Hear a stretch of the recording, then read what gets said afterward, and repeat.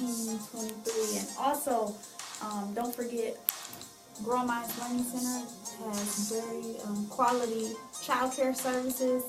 I'm on the east side of Detroit. You can contact Ms. Darby at 313-885-7772 or 886-4769. All right. So again, thank you to those supporters, those sponsors. Thank you to those sponsors and those supporters of this particular broadcast. And again, big ups to Darby's Janitorial Services. He's definitely no novice. He's been cleaning and servicing the Metro Detroit area now for over 16 years. And I've even had the personal pleasure of working with him myself. I've even worked in some capacities, at my former church where I did cleaning. And I could definitely tell you that it means something when you can have a professional who has given you training, or when you can have a professional come in and do, qualified cleaning to the floors, making the floors, as he always say, making them look real nice and clean, especially for those major events that you may have coming to your church conferences and things of that sort. So again, reach out to him, 586-453-1323, Marvin Darby. All right. And so today I want to also make you aware of some other news with D.R.speaks.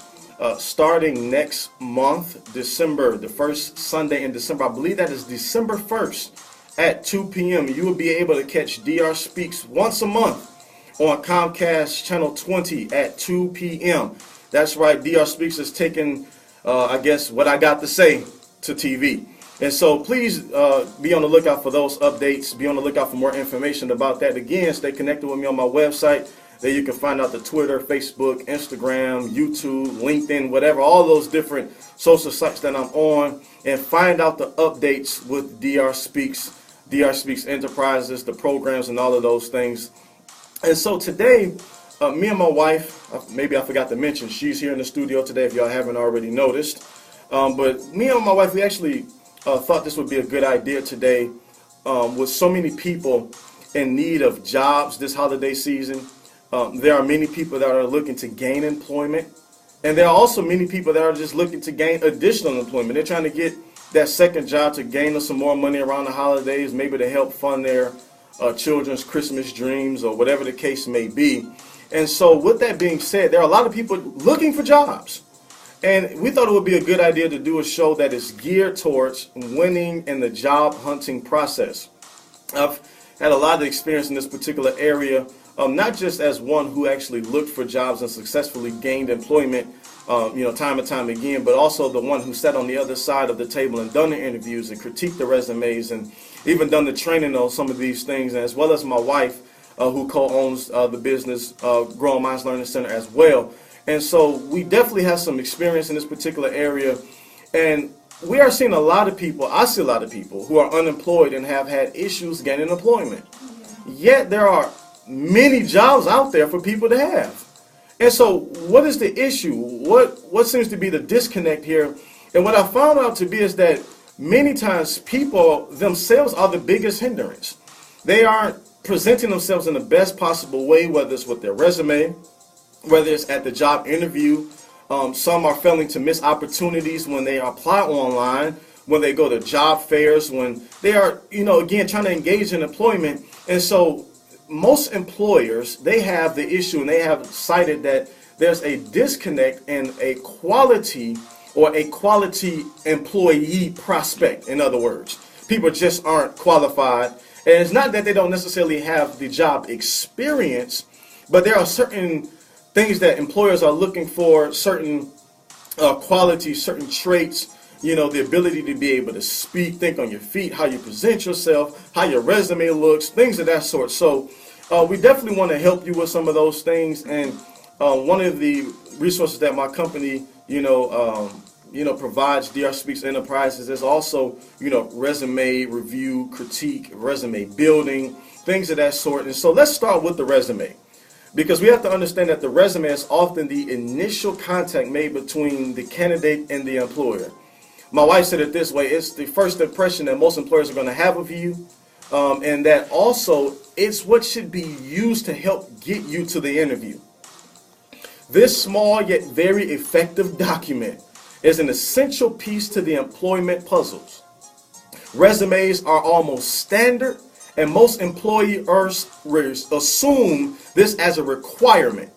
The candidates that fail to provide this resume, cover letter, they often go unnoticed in the employment search process.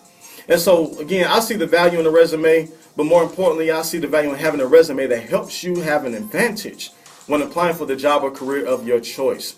And so in an attempt to help you gain a competitive edge in your job search, here are some tools to help you. I'm only going to give you a few because most of the stuff that I do, you can contact me outside. We can come to churches, I can come to schools, I can come to your place of employment, I can come anywhere and do these workshops and seminars for you, or one-on-one consultations as well. Again, connect with me, DRspeaks.org, and you can definitely find out more information about that. But you want to make sure your resume gets noticed. So first thing I realize and I understand is there must be keywords in your cover letter, keywords in your resume. When people are applying online in particular, they are applying for jobs oftentimes that they're qualified for, whether it's a position at Comcast, Best Buy, Quicken Loans, whatever the case may be. And you have sales experience, you have customer service experience, you have IT experience, or whatever it is that you're looking for, but for some reason no one is calling you. And you apply time and time and time again, but the biggest thing that you'll find would be the missing link are the keywords that employers are looking for. Because the truth of the matter is most resumes don't even go through a person's hand anymore. They go through a channeling process through computers, and the computer automatically picks out certain words that are on your resume, on your cover letter, and then it finally gets to a person for further review. And so if you're looking for sales jobs, you need keywords like sales, goals, products. You need certain words, and most of the time you can find those keywords in the job description. Please don't ever neglect the job description, responsibilities, or overview portion of the application. Look at that and then critique your cover letter to that. Which takes me to the point, don't make your cover letter generic. Don't make your resume generic. If you have a certain position, one thing I used to always do when I wanted to apply for a job, I would say something like, Dear Quicken Loans Hiring Manager. That automatically gets their attention. Then I would use things like, I'm looking to gain experience as a mortgage banker at Quicken Loans, or whatever the case may be. And again, this company sees that you have took the initiative to make them a priority and you place them in your cover letter. So don't make it generic. If you've done volunteer experience, if you've done certain things, don't just say on your resume, on your cover letter, volunteer experience. Don't just say I have computer experience. But get a little bit more detailed. What type of volunteering have you done? Make sure you notate that, especially if it's pertinent to the job that you're looking for. If you have certain experience, make sure you get detailed about it. If you have computer experience, list the programs that you have experience with. And make sure that these things are seen on your resume. Few other things you have to understand: that your resume must be formatted correctly.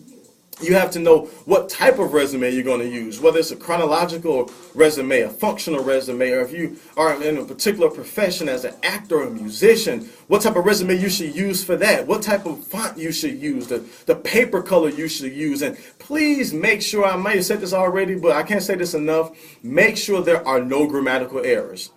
For me, if I say resume like that, it automatically goes into the shred. I'm just letting you know. So please make sure you have eyes looking at your resume, get some feedback on your resume, have someone review your resume, because you don't have a second chance to make a good first impression. So you want to make sure you're doing what you can with your resume the first time that you have it. And so also Portia has, or Lady P has a couple of tips as well. Greetings, family and friends. I'm so glad to be on the show once again. I just have a couple of tips to add. Definitely include all of the contact information. Make sure your name, your address, telephone number, your email address is visible. Include resume keywords, as my husband said. The same keywords that appear in the job description should definitely be noted. This will increase your chances of your resume matching the available positions, so you will be selected for the interview process. Stay consistent with the employer with follow-up calls and emails. That's key. And just remember, your resume